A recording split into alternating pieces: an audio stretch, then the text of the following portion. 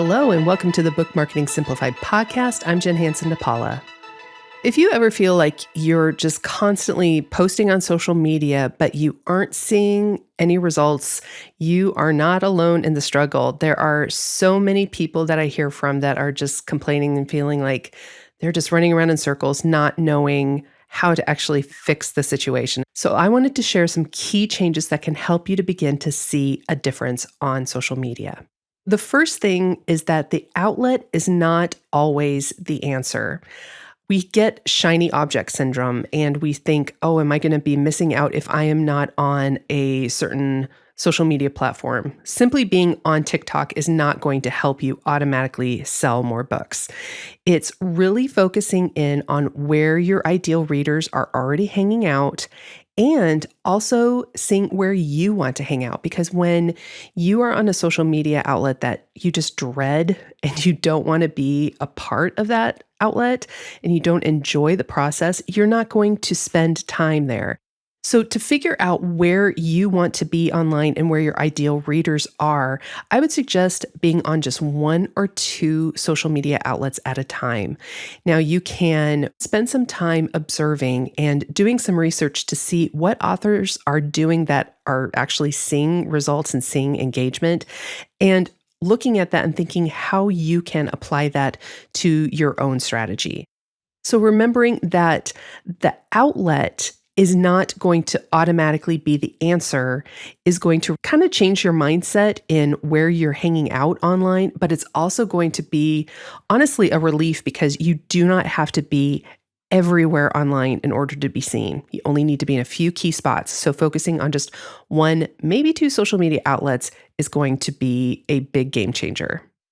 Going off of that first point, your second point is to focus on your content, what it is that you're actually posting.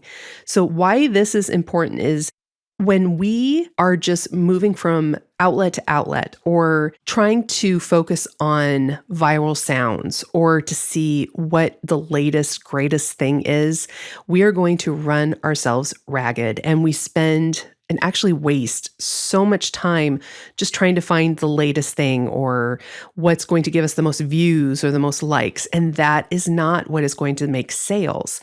What is going to make sales is what it is you're actually posting about. So when you focus on your content buckets, and we've talked about that a lot, it's 3 to 5 topics that you cycle through week after week. I really personally think that 3 content buckets is the sweet spot. And when you focus on these 3 key content buckets, you are going to not only hone in on your messaging, creating that repetition, which is really key to marketing, but it's going to help you to focus on just a few key topics.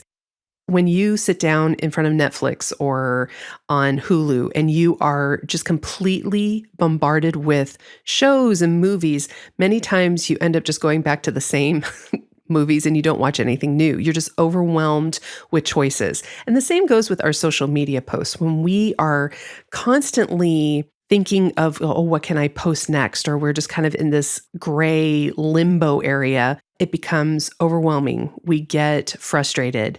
We don't know what to post. And it just ends up taking 10 times longer than what we really need it to be.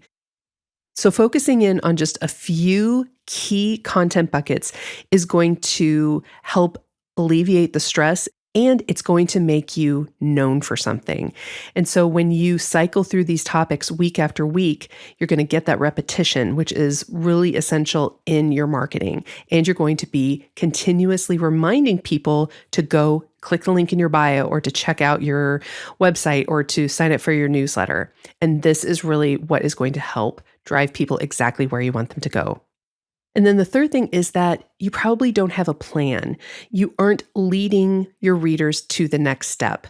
Many times I see authors just kind of assume that readers should know what they need to do next or where you want them to go. We need to be intentional to make sure that we are sending them to specific places. And these are called calls to action. So there are 3 calls to action that I would encourage you to focus on. First is engagement. Asking people questions, getting them involved in a conversation is going to really help build that community, but it's also going to tell social media's algorithm that these people are interested in what you have to say and that you have a community going and you have conversations rolling. So they're going to show more of your posts to them in their feeds. And then second, you want to be driving people to your website or to your sales page.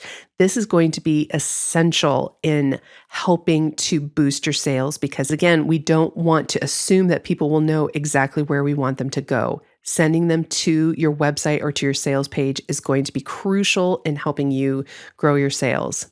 And then the third call to action is your newsletter. You want to be prompting people to sign up for your newsletter and having a free incentive like some free downloads, maybe a checklist, maybe some chapters that they can sample is going to entice people to actually take action to sign up for your newsletter.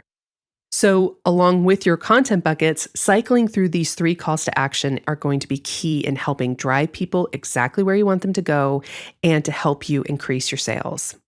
And then the fourth change, you've heard me kind of pepper it in throughout this episode, is that you aren't repeating yourself.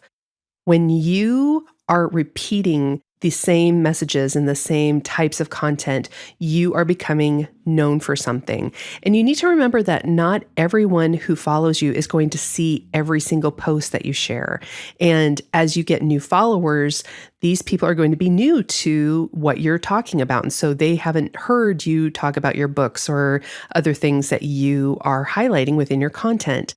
So when you tie all of these together, the social media outlet that you're on, being where your ideal readers are hanging out and where you want to hang out online, and then your content, and then having a plan with calls to action, and then creating that repetition, it's all going to create a more cohesive and intentional plan to create conversations, but also to drive sales and to drive people exactly where you want them to go. A social media plan does not need to be fancy or complicated or even take up the majority of your time. When you can have just some simple steps and when you can have a strategic plan and be intentional, you're going to see much better results and you are going to enjoy the process that much more. So if you would like more guidance and structure and help along your book marketing, social media, and newsletter journey as an author, I would love to invite you to join the Author Circle. It is our exclusive membership for authors, for nonfiction and for fiction writers. Now, we only open this up a few times a year, and at the time of this recording, it is open. But if you are listening to this and you go to our website and see that it's not open, be sure to sign up for the wait list. We will notify you when doors are open again. So click the link in our show notes or go to mixusmedia.com to learn more about the Author Circle and join us. We would love to have you there.